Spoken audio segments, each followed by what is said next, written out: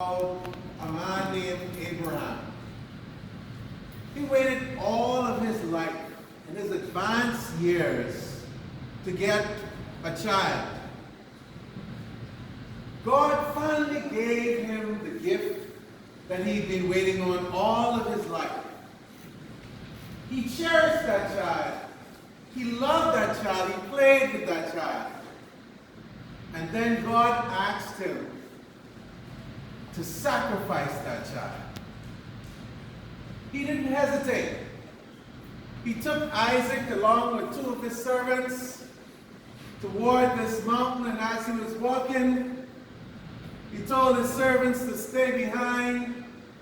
And as he walked toward the mountain, the young boy Isaac said, "Dad, I see the fire, I see the wood, but I don't see the lamb."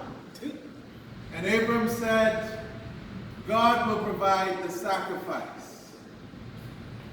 And then he tied the young child to the altar where he was sacrificing. He pulled out his knife, and just as he was about to thrust the knife in his heart, an angel appeared and said, "Abraham, Abraham, stay your hand." And Abraham dropped the knife. He untied his son, and they saw a lamb caught in the thicket, and they sacrificed it. How many of you ever wanted something special, great in your life? What are you prepared to sacrifice for it, Mr. Chairman?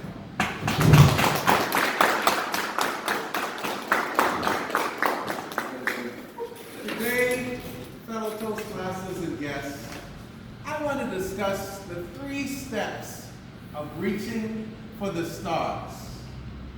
The first step is setting a SMART goal. The second step is being disciplined. And the third step is believing in yourself and believing in your goals. What is a SMART goal? Well, the S is for specific. Your goal needs to be specific. You can't be vague with what you want to accomplish in life. The next thing is your goal must be measurable. How are you going to determine whether or not you're achieving or attaining the goal that you want? The next step is attainable. I'm not saying that your goal can't be big. It must be realistic. So if you're going to have a specific goal, if you have a goal that you need to measure, it must be attainable. Next part of a SMART goal is it must be relevant. Why are you trying to accomplish this particular goal? And lastly, the goal must be timely. There must be a start and a finish date of your goal. A lot of times we set goals, we're vague, and then we're not specific when we want to begin our journey on our goal and when we plan to end that journey. So the first thing in order to reach for the stars is set your goal. Set your compass. If you do that, you'll be on your way, reaching for the stars. The next step in achieving this particular thing is you must be disciplined. Many of us want to accomplish great things in life, but few of us are prepared to actually put in the work. In March 2022 in Twitter, I stumbled upon a unique quote by Mike Tyson himself. He said, "Discipline is doing the thing that you hate as if you love it." Discipline is doing the thing that you hate as if you love it. This morning I got up at 5 a.m. to go for a run. I do not like getting up at 5 a.m. But I thought about what Mike Tyson said, and so I pretended that I love getting up at 5 a.m. Mike Tyson actually said something even more profound when he was 16 years of age. They asked him, what is it to be a fighter? And he said, I'm a fighter, you're a fighter, everyone in this room is a fighter.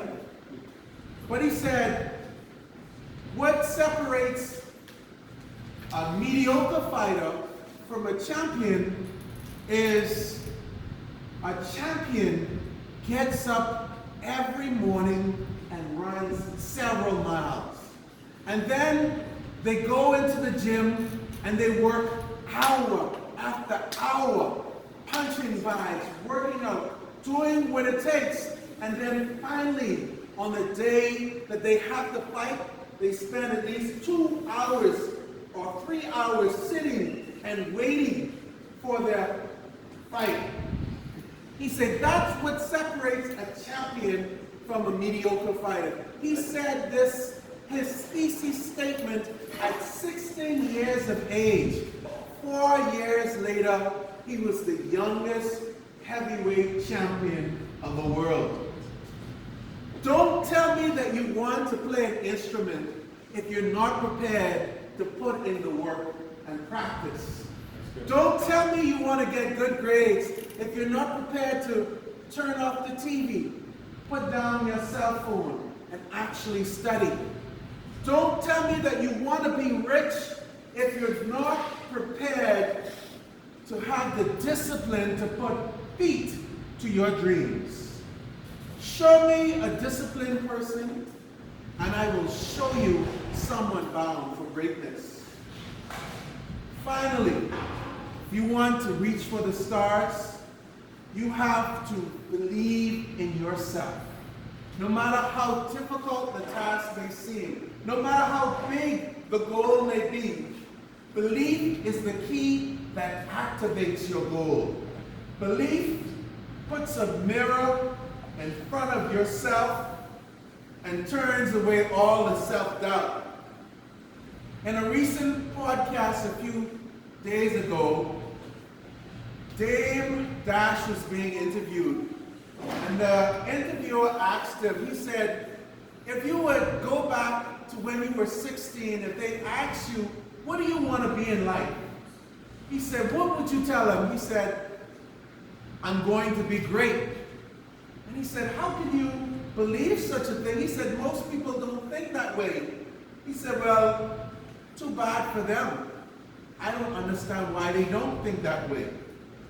This was the most profound statement that he said. You see, what separates the stars from those is those who believe in themselves.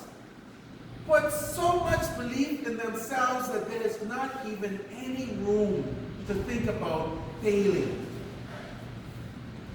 Remember, in order for you to reach for the stars, you have to set a goal. You have to be disciplined. And you have to have a strong belief in yourself. Your belief should be unquestionable, unshakable, and unmovable.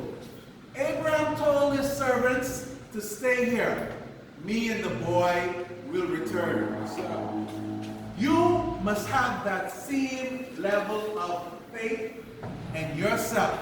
And if you do, there's no doubt you'll reach the stars. Yes, sir.